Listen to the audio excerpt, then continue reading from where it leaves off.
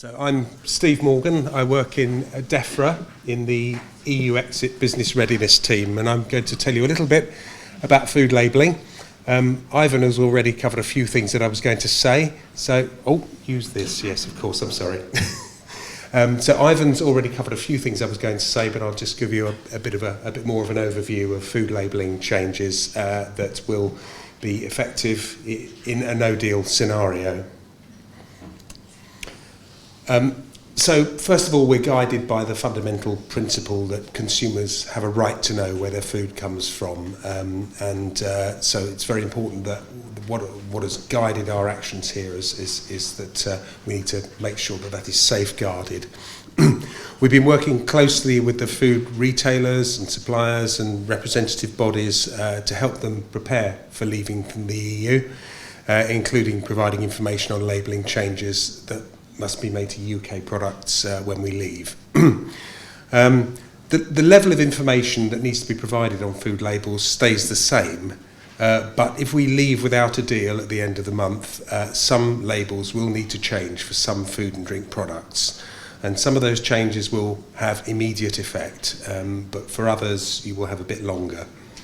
We have to say that proposals are still subject to agreement with the devolved administrations. Just talking about enforcement in the UK first of all. So in the UK we're going to have a 21-month transition period for labelling changes. This recognises that the significant challenges of making wholesale labelling changes overnight. It's very, very difficult and challenging, and it's going to certainly pose challenges for the export market. So for the UK market, we are having this 21-month transition period, and that will mostly be set out in statute, although it's not possible in the case of all labelling changes, because some changes are happening without statutory effect. They just sort of default.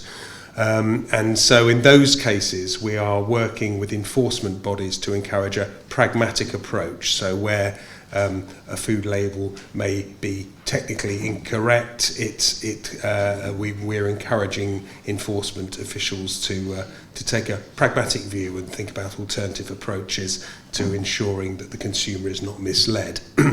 So in England and Wales, we've worked with the Association of Chief Trading Standards Officers, and they've issued a notice to their members, and we're also issuing guidance to local authorities, setting out all the labelling changes and our expectation of a pragmatic approach during the 21-month period. In Northern Ireland, the Department for Agriculture have also written to district councils along similar lines, and the Scottish Government are also intending to apply the 21-month transition period.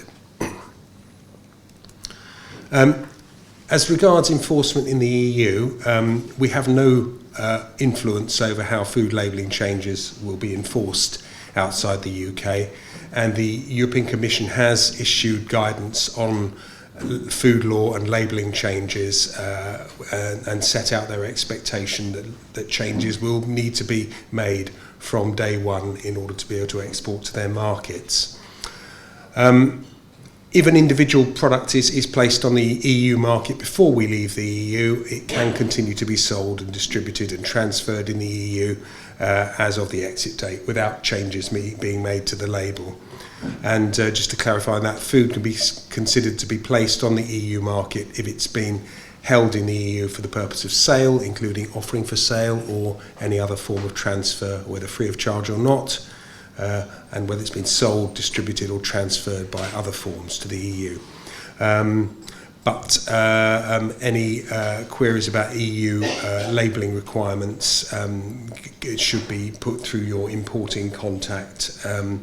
But as I say, that link at the bottom of the page there does take you to the European Commission's guidance on food law, which is pretty clear and fairly succinct.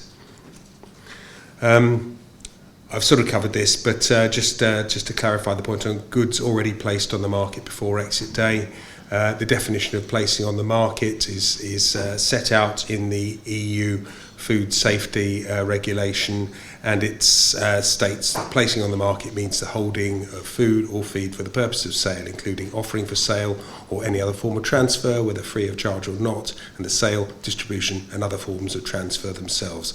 So that's being brought into UK law. So it will apply to food and drink commodities in the UK and in the EU, which means that those commodities can be sold through until the stocks become exhausted. So I'm going to take you through the food labelling changes. I'm going to start with the ones which are covered by pragmatic enforcement. So these are the changes which are not set out, for which the transitional period is not set out in statute. So we're looking to enforcement officials to apply a pragmatic approach. These concern the country of origin labelling, where it will be no longer accurate to label UK food as being EU origin.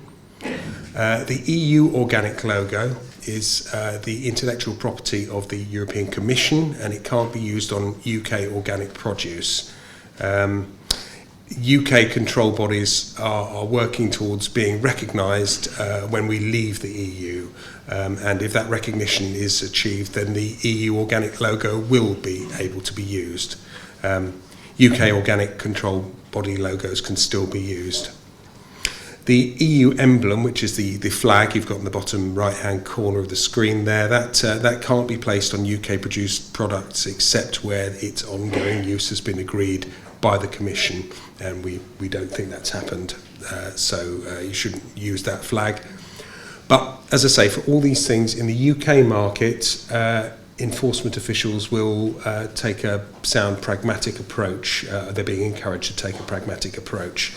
What that approach means on the ground is really not something that I can opine on. Enforcement officials are experienced and they know what they're doing, and they will discuss with retailers, producers, what an alternative pragmatic approach would be to ensuring that the consumer is not misled about the origin of the food or who produced it. These changes that I'm about to talk about are covered by a statutory transition period. So these are changes set out in statute, and a transition period is being set out in UK law. So there's no need for pragmatism here. You will not need to apply these changes for 21 months following the point of exit. So the first important one is the address of the responsible food business operator or the importer into the UK must be an address in the UK. So that's if you're marketing in the UK. If you're marketing your products in the EU 27, the FBO address, or if not that, the importer address, needs to be based in the EU 27. So it can't be a UK address. You can dual label your products for both markets, to cover yourself for both markets. It will also no longer be possible to use the terms EU and non-EU to describe the origin of a certain number of products. You'll see I've got these slides which I've been using a lot lately, and they're not tailored for this audience. So this talks about mincemeat, blended honey, olive oils and mixed fruit and vegetables.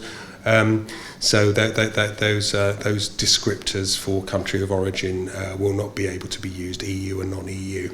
You'll instead use UK and non-UK. And then again, eggs imported which are not produced under farming methods that meet UK standards have to be marked as non-UK standard rather than non-EC standard. Ivan talked about the health and identification marks for products of animal origin. So there will be new health and identification marks for POAO that ensure that the products display a label that clearly shows that it's been subject to strict health and welfare checks, which will continue after the UK leaves the EU. For products on the UK market, we will have a statutory 21-month period during which the existing health mark can continue to be used. So products destined for the UK market may only carry the UK, GB or the full country name, United Kingdom, on the health and identification marks. But for exported products, they must carry the new health mark, which, as I've mentioned, is either GB or the full country name United Kingdom. UK will no longer be acceptable, and products exported to non-EU countries may carry any of the three. So you can use UK or GB or United Kingdom on the health and identification marks for exports to third countries. There is FSA guidance on this, and I believe these slides will be shared with you so you can link through to that guidance. Geographical indications. So the UK GI schemes will be open to applications from exit day, and we'll be publishing guidance on the UK schemes on exit day. UK GI logos will be established at the point of exit, and following a 3-year adoption period, it will be mandatory for those logos to be used on UK agri-food products. It will be optional for non-UK agri-food products. Producers whose products also continue to receive protection under the EU's Protected Food Names Scheme can continue to use that label on products for sale in the UK, although it has no legal effect in the UK. So far we've signed agreements in principle with countries that account for 64% of trade. And so for those deals with GI provisions, that will ensure continuity of protection going forward. Details of what I've discussed and a little bit more information as well is available on the gov.uk food labelling page, which we are regularly updating. So if you check back on the page regularly, you'll be up to speed. And there's an email address there if you have any questions you want to put to us on food labelling or indeed any other aspect of agri-food marketing, then that will send them to that address. So I think that concludes my presentation. Thank you.